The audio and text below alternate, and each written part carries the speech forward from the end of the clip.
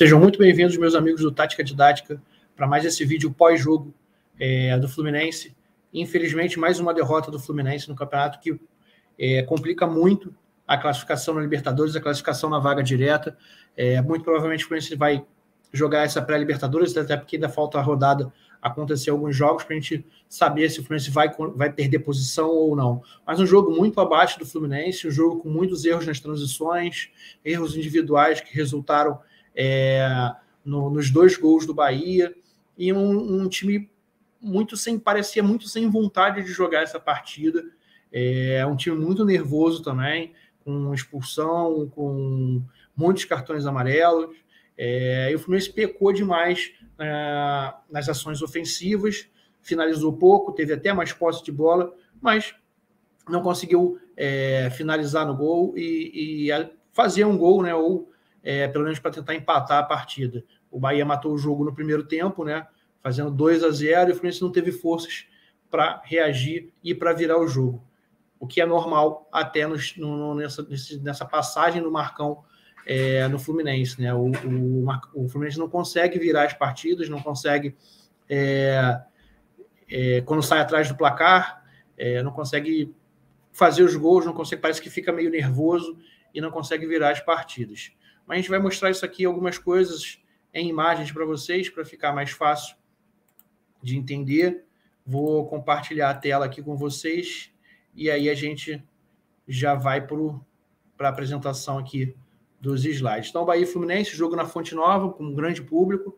O Fluminense precisando da vitória para tentar entrar no G6 e essa classificação direto para a Libertadores vir, mas pegou um Bahia desesperado, precisando também muito da vitória na briga por rebaixamento, né? Consegue sair da zona de rebaixamento, não depende também dos resultados da rodada para saber se vai sair em definitivo ou não. O Fluminense permanece na 7ª colocação, esperando também os resultados para saber se perde alguma posição. O que fica muito complicado é a classificação para a Libertadores de forma direta, né? Muito provavelmente o Fluminense vai jogar a pré-Libertadores. Mas algumas novidades na escalação, né? O Fluminense não tinha o David Braz suspenso, a dupla de zaga foi Lucas Claro e Manuel, Samuel Xavier na direita, e o Danilo Barcelos entrando na vaga do Marlon. O Marlon sentiu um desconforto muscular e foi poupado, né? O Marcão optou por poupar o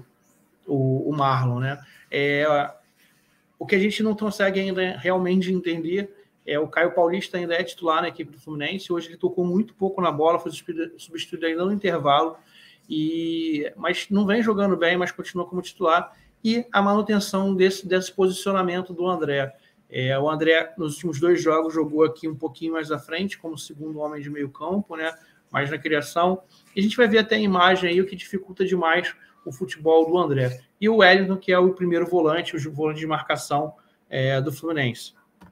A gente vai ver a imagem, né? Como eu falei, Danilo Barcelos foi o jogador escolhido aí para substituir o Marlon, que sentiu um desconforto muscular. E, assim como o Marlon, o Danilo era o responsável pela bola parada do Fluminense. Isso aqui foi o primeiro lance até de perigo, quase que o Fred fez o gol aqui, mas não conseguiu, acabou finalizando para fora. Mas o Danilo jogando ali pelo lado de esquerdo, né? Mesmo assim, bate praticamente todas as faltas, assim como o Marlon. Talvez pelo tempo de inatividade do Danilo, né, que não vinha jogando, não conseguiu bater essas faltas, né, de melhor maneira, digamos assim, e o Fluminense sentiu também muito a falta do Marlon, né, o Marlon que apoia demais, que chega muito no fundo, consegue fazer bons cruzamentos. O Fluminense sentiu muito a falta desse jogador. Acredito que contra a Chapecoense, na quinta-feira, vai estar disponível para buscar essa vaga aí na Libertadores. Um dos grandes defeitos do Fluminense, mais uma vez apareceu. A gente pode ver aqui uma linha ofensiva de 3 jogadores, Caio Paulista, Fred e Luiz Henrique, e o espaço que eles dão para o adversário criar, né, construir desde lá da sua defesa. O Fluminense não faz, é muita distância isso aqui num campo de futebol, na marcação, né? O Fluminense não marca o portador da bola, não pressiona ele, talvez tentando diminuir espaço ou para forçar uma falha, como aconteceu no gol do Bahia, né? O Lucas Claro muito mal na bola e acabou matando errado a bola porque estava sofrendo pressão. A gente pressiona muito pouco, a gente pode ver que cria-se o espaço, a linha está certinha, tem 4 jogadores do Bahia aqui, ó, uma linha ofensiva de 4 jogadores, e o Fluminense, isso aqui é só adiantar um pouquinho. E talvez um jogador pressionar um pouquinho mais o portador da bola. Então falta muito isso, a gente tem que corrigir isso, porque isso ganha jogo, isso faz diferença. Luiz Henrique teve um bom primeiro tempo, partiu para cima dos adversários, mas esbarrava nisso aqui, ó, uma marcação muito forte do Bahia, né? O Luiz Henrique conseguia, às vezes, passar pelo primeiro jogador, ganhava no drible, porém tinha sempre um jogador na sobra, né? E isso dificultava demais a criação do Fluminense. Então, a gente tinha que recuar, tocar a bola para trás, e aí esbalha na qualidade técnica de alguns jogadores, não consegue dar prosseguimento às jogadas. Aqui a gente pode ver o André jogando mais adiantado, né? O Wellington está aqui está o Manuel, Samuel Xavier e o André. O André jogando nessa posição, a gente tira o melhor dele, né? Que ele joga muito de costas para o adversário. Quando o André é melhor, quando ele está de frente para o adversário. Então, quando o Wellington está em campo, o Wellington fica lá como primeiro homem de meio campo, o André como segundo homem de meio campo. Isso tem dificultado demais o futebol do André. Ele caiu de produção muito drasticamente. Então, acho que o Marcão ou a comissão técnica do Fluminense, enfim, tem que rever isso para esse próximo jogo, o último jogo da temporada contra a Chapecoense. Acho que o André tem que voltar para a sua posição original. Ele ajuda demais na primeira fase de construção e o Fluminense precisa do André em boa forma física, em boa forma técnica, para conseguir os resultados. No segundo tempo, a gente pode ver que entrou o Casares e o Martinelli, saíram o André, acabou sendo substituído, o Marcão manteve o Wellington em campo, e o Casares entrou na vaga do Caio Paulista, tentando fazer ali a articulação das jogadas. Nessa jogada aqui, a gente até pode ver que o Casares está centralizado aqui, o Martinelli já bem à frente com a posse da bola, Samuel Xavier, o Fluminense até começou a criar algumas jogadas de ataque, a criar algumas ações ofensivas, mas pecou no último passe, pecou na finalização, pecou num cruzamento mal feito. Embora o Casares seja um meia, eu acho que ele precisa um pouquinho mais de sequência para ganhar forma, né? Entrar faltando, jogar só o segundo tempo, ou entrar faltando 10, 15 minutos para acabar o jogo, está dificultando um pouquinho a vida do Casares também. Existe a parte técnica do próprio jogador que não está bem, mas também falta um pouquinho mais de sequência para o atleta conseguir desenvolver o melhor futebol. E aqui a gente pode ver o Fluminense criando, né? Isso aqui o Fluminense está criando uma jogada, isso aqui aconteceu muito no segundo tempo, o Fluminense teve muita posse de bola no segundo tempo, conseguia girar o jogo, a gente vai ver em outra imagem essa parte de bastante jogadores no ataque, mas a gente pecava nisso aqui, ó. O Martinelli até tem ação aqui de querer jogar essa bola no fundo, né? O gestual dele está apontando para isso, mas o Luiz Henrique, no início dessa jogada, estava mais ou menos aqui, entre os jogadores do Bahia, ele corre para dentro da área, né? Ele faz a jogada em linha reta, quando, na verdade, ele tem que se posicionar na diagonal, porque o espaço foi criado, né?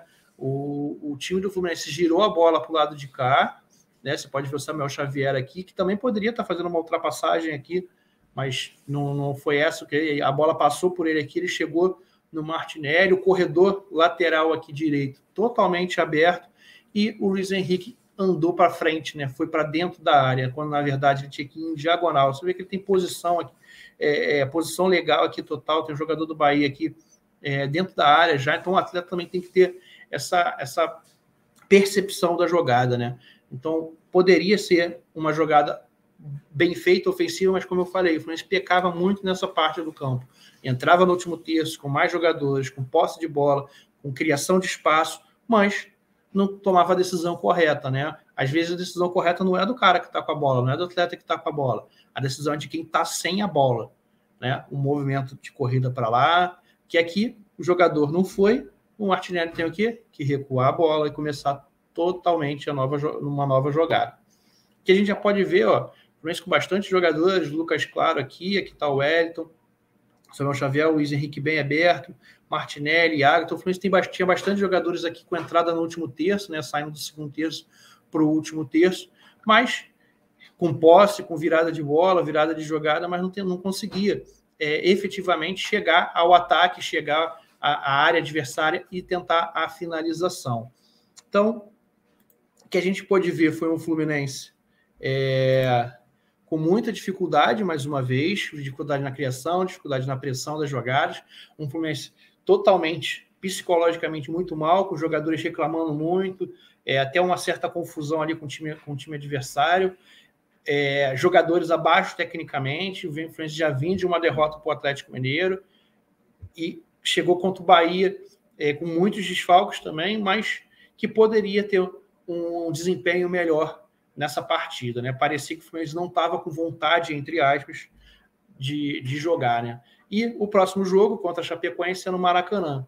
Então, se o Fluminense entrar com essa vontade que jogou hoje, a torcida vai sofrer um bocado no Maracanã e tem expectativa de um grande público. Vamos ver o que vai acontecer e a gente vai estar aqui no Tática Didática para falar sobre esse jogo também.